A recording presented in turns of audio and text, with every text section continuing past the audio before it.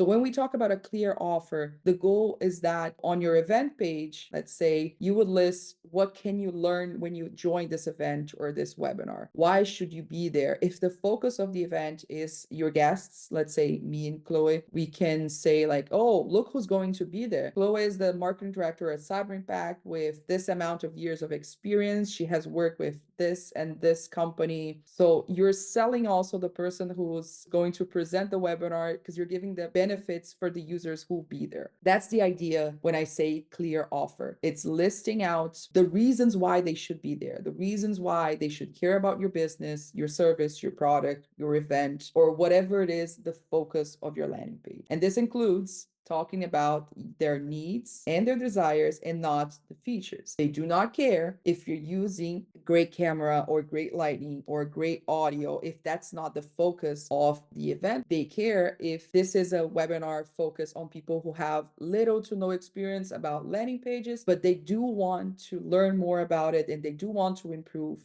Focus on the goals of your audience, focus on what they need and how you can help them. Because like I said, landing pages are all about one focus, one goal, taking action, conversion. There's no landing page without a CTA. Seriously, if you don't have a CTA, I don't know what you created, but that's not a landing page. CTAs usually come in the form of a button because if you have a link in the middle of a text, that can be missed. So make sure that you have a clear button that is contrasting. Like here, you can see that this light blue contrasts with the other light blue. You can clearly see it.